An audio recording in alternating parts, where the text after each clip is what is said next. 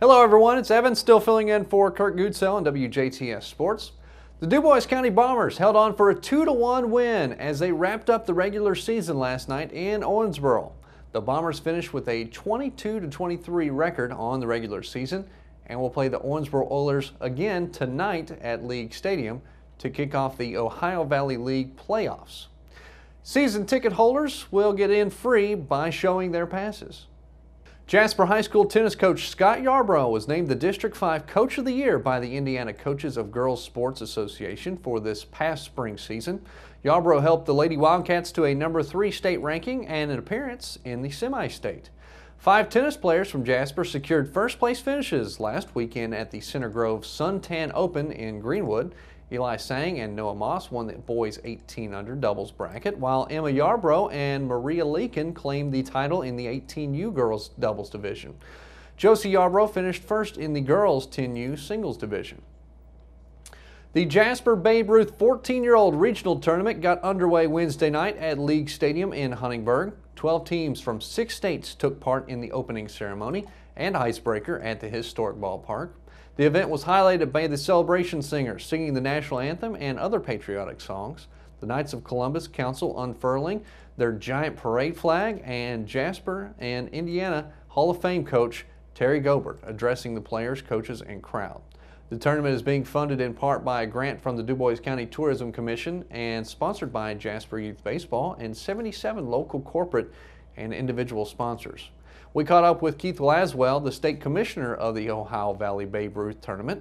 The Babe Ruth program in Jasper was comprised of 8 teams this year, 13, 14, and 15-year-olds, and then the All-Stars were picked by the coaches of the league to go play in the All-Star program, which started in the state tournament, which was held in Newburgh about 2 weekends ago. A couple of the events that we had tonight, we had an icebreaker, opening ceremonies combination. The celebration singers came and sang some Star Spangled Banner and a couple other songs. We had all the teams. The Jasper team held the United States flag in the center of the field, and then all the other teams came around and stood around the flag.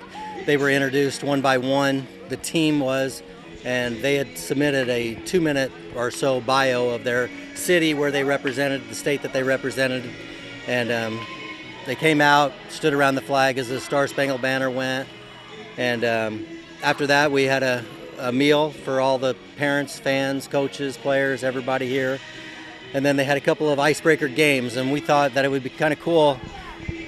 Most games are always functioned on your team, and we wanted something a little different, so we decided to give each player on every team a number, and they were numbered 1 through 12, and then so there was a player on each team from every team, if that makes sense. And we thought it was a good way for the kids to get to know each other.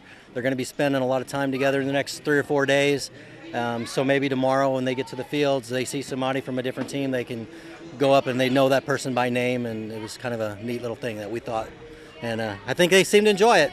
Tournament play began today at the Jasper Youth Sports Complex on both Babe Ruth fields. Jasper opens their tournament play at 8 p.m. against Cornersville. Action continues Friday and all weekend. The winner advances to Seattle for the Babe Ruth World Series in August. The tournament is estimated to draw 1,000 players, coaches, officials, and their families to Jasper this weekend. Jake Westbrook pitched 7 solid innings and contributed offensively with his 2nd career steal, leading the St. Louis Cardinals to an 11-3 victory over the Philadelphia Phillies on Wednesday night. Matt Adams had 2 hits and 3 ribbies, and Shane Robinson's 3-run triple in the 5th was his 3rd hit of the game for the Cardinals, who are 4-1 since the All-Star break and lead the majors with a 61-37 record. Alan Craig had 2 hits and a walk-off to give him 16 hits during a 9-game hitting streak. He's 2nd in the league at a 3.37 behind teammate Yadier Molina, who had 3 hits and a RBI and is batting .339. Westbrook had his first career 3-hit game and helped knock out John Lannon when he drew a 2-out walk in the 4th, stole 2nd, and scored on Carpenter's single for a 4-0 lead. Joey Votto, Brandon Phillips, and Devin Mesoraco drove in 2 runs apiece as Cincinnati whipped San Francisco 8-3 to stay 5 games behind the NL Central leading Cardinals. Mesoraco had 8 hits and 7 ribbies in the 4-game series. Pacers player Paul George says his experience with the Team USA last summer showed him how to be a star. He was clearly listening to what LeBron James and the rest of the Olympians were telling him.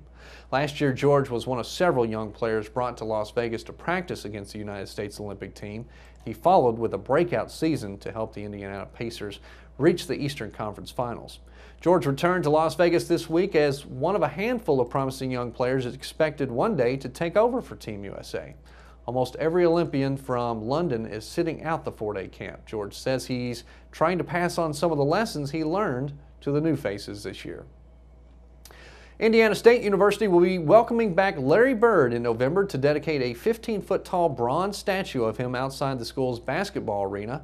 The dedication ceremony is set to be held November 9th before the Sycamore season opening game against Ball State. The school says Bird will also be honored at a dinner the night before that will establish the Larry Legend Scholarship Fund to benefit Indiana State athletes. Bird led Indiana State to the 1979 NCAA championship game before going on to star for the NBA's Boston Celtics. Bird is now the president of the Indiana Pacers. For WJTS Sports, I'm Evan Elrod. Almost